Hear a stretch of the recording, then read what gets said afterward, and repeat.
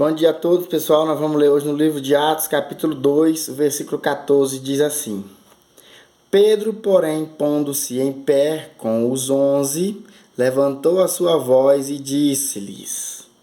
Aqui é aquele Pedro que tinha antes negado Jesus, agora está cheio do Espírito Santo.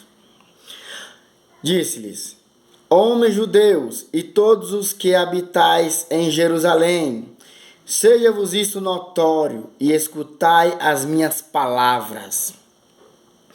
Estes homens não estão embriagados, como vós pensais, sendo a 3ª hora do dia, 9 horas da manhã. Pedro falou do horário para eles perceberem que ele estava bem são. Mas isto é o que foi dito pelo profeta Joel, profecia de Joel 2:28. E nos últimos dias acontecerá, diz Deus, que do meu espírito derramarei sobre toda a carne, e os vossos filhos e as vossas filhas profetizarão, os vossos jovens terão visões, e os vossos velhos terão sonhos. E também do meu espírito derramarei sobre os meus servos e as minhas servas naqueles dias, e profetizarão.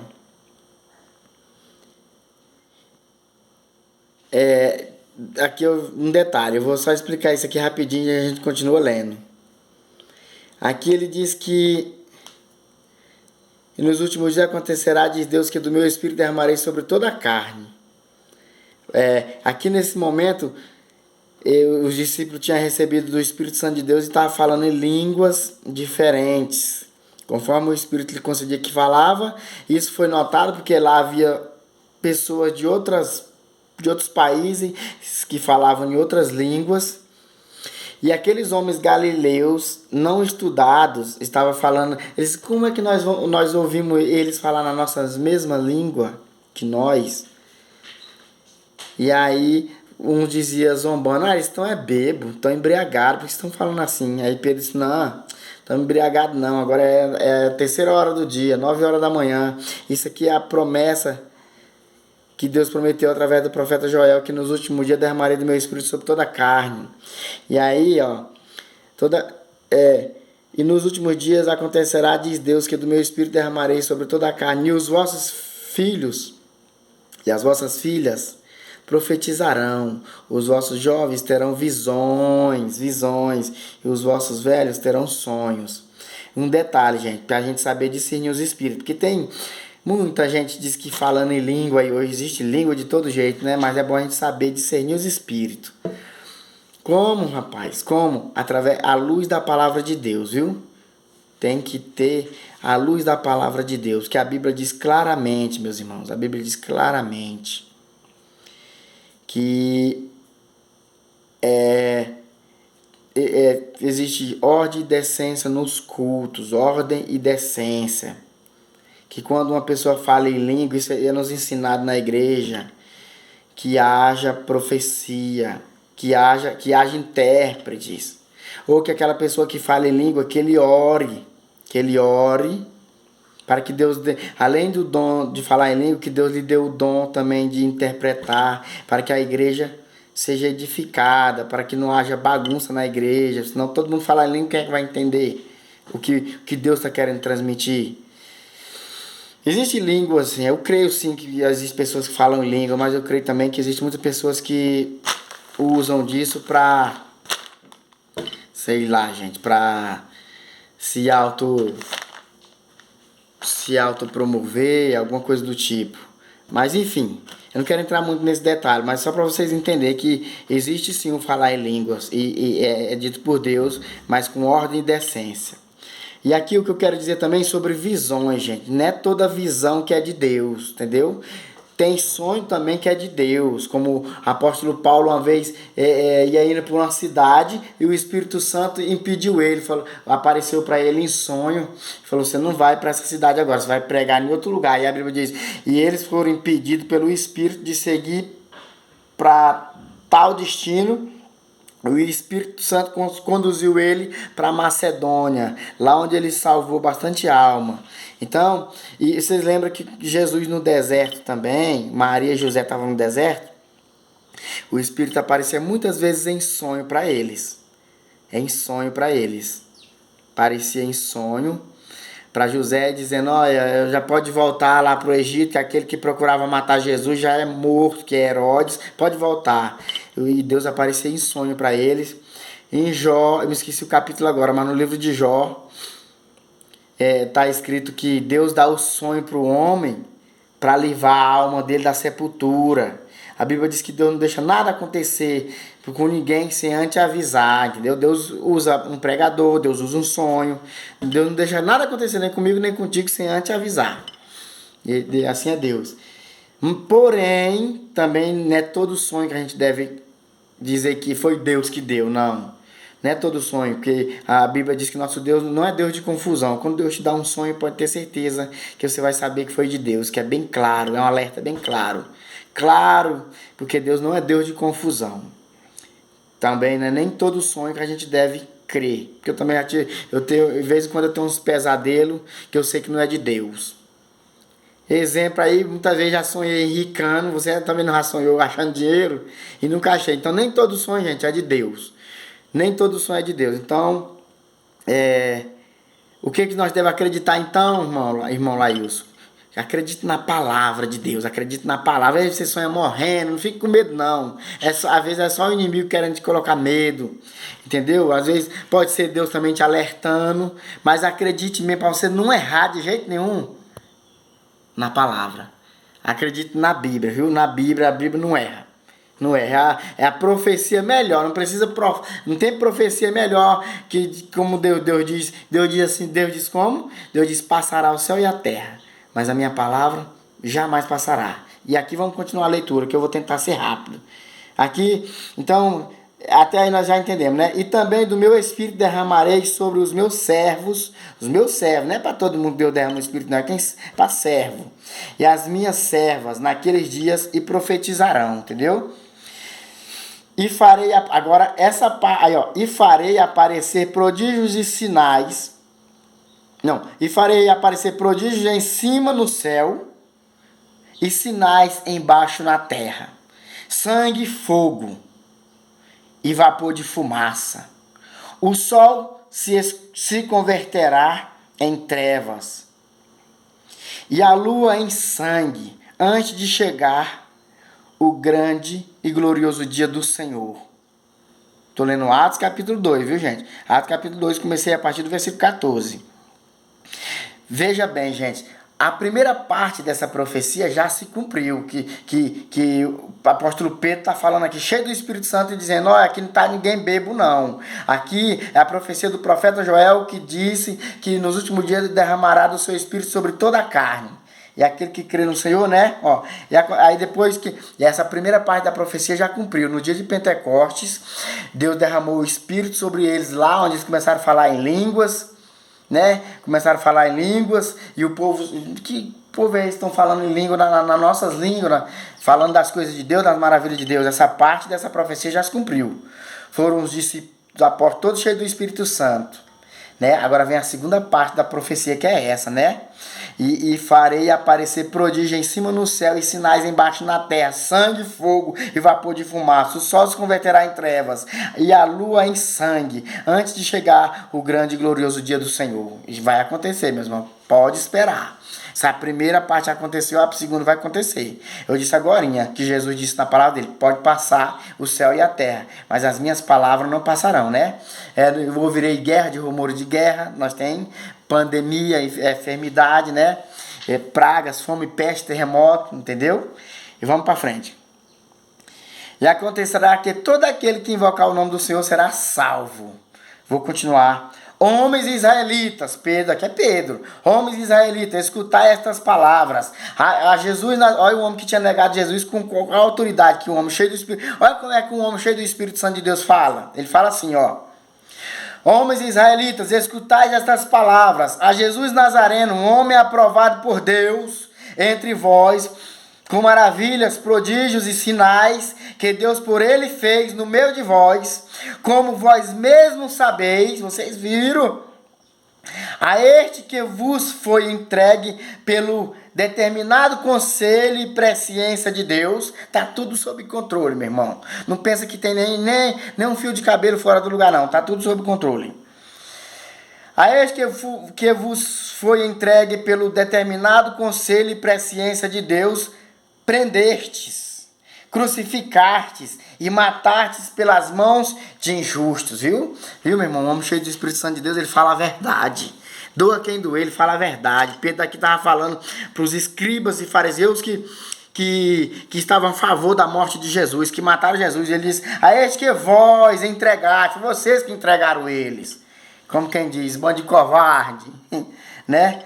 Pelo determinado conselho e presciência de Deus, prendestes, crucificastes e matastes pelas mãos de injustos. Porque nós sabemos que os fariseus entregaram ele para Herodes, para Roma, na mão dos gentios, para ser morto. Ao qual Deus, 2:24, ao qual Deus ressuscitou soltas as cadeias da morte, pois não era possível que fosse retido por ela. Porque dele, disse Davi, disse de Jesus, sempre via diante de mim o Senhor, porque está à minha direita, para que eu não seja comovido. Por isso se alegrou o meu coração, e a minha língua exultou, e ainda a minha carne há de repousar em esperança, pois não deixarás a minha alma no inferno, nem permitirás que o teu santo veja a corrupção. Teu santo veja, eu vou continuar lendo. Fizeste-me conhecidos os caminhos da vida, com a tua face me encherás de júbilo. Homens e irmãos, seja-me lícito, Pedro, aqui é Pedro dizendo, homens e irmãos, seja-me lícito dizer-vos livremente acerca do patriarca Davi, que ele morreu e foi sepultado entre nós. Entre nós está até hoje a sua sepultura. Viu? Pedro disse, Davi, nós sabemos, foi sepultado aqui no meio de nós, a sepultura dele nós sabemos, está ali. A sepultura dele. Sendo, pois, ele profeta, o rei Davi era rei e era profeta, e sabendo que Deus lhe havia prometido com juramento, imagina Deus jurando, a palavra de Deus já basta, imagina ele jurando, com juramento que da sua descendência levantaria o Cristo para o assentar sobre o seu trono. Nesta previsão, o profeta Davi previu, disse da ressurreição de Cristo, que a sua alma não foi deixada no inferno, nem a sua carne viu a corrupção. Deus ressuscitou a este Jesus, do que todos nós somos testemunhas. De sorte que, exaltado pela destra de Deus, e tendo recebido do Pai a promessa do Espírito Santo, derramou isso que vós agora vedes e ouvis. Porque Davi não subiu ao céu, mas ele próprio disse o Senhor ao meu Senhor, assenta-te à minha direita, até que ponha os teus inimigos por escabelo de seus pés. Aqui é Salmo 110. Salmo 110. Saiba, pois, com certeza toda a casa de Israel, que a esse Jesus, a quem vós crucificastes, Deus o fez Senhor e Cristo. Olha aqui, meu irmão, Pedro estava cheio de autoridade, cheio do Espírito Santo, dizendo, olha, esse Jesus que vocês crucificaram, rejeitaram, a ele, Deus fez Senhor e Cristo. A ele é o único mediador entre Deus e os homens, entendeu? E aqui, meu irmão, eu quero chamar um detalhe aqui muito importante, aqui para a palavra de Deus. Primeiro, como é que um homem cheio do Espírito Santo fala? Com autoridade e ousadia, e com amor nas suas palavras. Pedro aqui queria salvar muitas almas. E aqueles que receberam aqui essa palavra de bom grado, a Bíblia diz, converteram a conversão de 3.000 almas. Entendeu? Aqueles que receberam essa palavra de bom grado. E aí, para mim não perder o foco aqui. Aqueles que receberam. O homem cheio do Espírito Santo de Deus, ele fala a verdade. Que às vezes a verdade dói, né? Mas fala a verdade. E a verdade às vezes é dura. E um homem cheio de Satanás. Esse Pedro aqui já teve cheio de Satanás uns tempos para trás aqui. Quando Jesus estava vivo. E Jesus disse assim, eu estou indo lá em Jerusalém. Eu preciso morrer para salvar a humanidade. E Pedro começou, não, Senhor, não vai. Não faça essas coisas com o Senhor, não. Tem misericórdia de ti mesmo. Aí Jesus falou para eles, farta de mim, Satanás. Tu não sabe o que tu tá falando. Tu só entende as coisas dos homens. E aqui, Pedro tá cheio de autoridade, dizendo para os homens, vocês cometeram um pecado, vocês precisam se arrepender, gente. Vocês cometeram pecado, mas isso já estava pré-determinado por Deus. Então, há perdão para vocês se vocês se arrependerem. E aqui agora para me finalizar, gente, a parte mais importante, não menos importante, a Bíblia é toda importante, mas aqui um detalhe muito bom, bonito, diz assim, porque Davi não subiu aos céus, mas ele próprio diz, Davi disse assim, disse o Senhor ao meu Senhor, assenta-te à minha direita, até que ponha os teus inimigos por escabelo de teus pés. Aí Jesus faz uma pergunta para os fariseus lá no livro de Mateus. Jesus disse assim, eles chegaram perguntando para Jesus muitas coisas lá, né? E Jesus falou assim, vou fazer uma pergunta para vocês também. Me diz uma coisa, o Cristo que vocês esperam nas escrituras que está profetizado, de quem ele é filho? O Cristo de quem ele é filho? Aí todos os judeus e fariseus disseram, é filho de Davi. Ele é filho de Davi. E Jesus perguntou para ele assim, então, se o Cristo é filho de Davi, porque Jesus sabia que nenhum dos fariseus ali estava acreditando nele, que ele era filho de Deus, né? Jesus era filho de Deus, porém os fariseus não acreditavam. Jesus falou, então, como é então, se o Cristo que vai vir é filho de Davi, como é então que Davi, numa profecia lá, disse assim, disse o Senhor ao meu Senhor, assenta-te à minha direita. E Jesus disse, se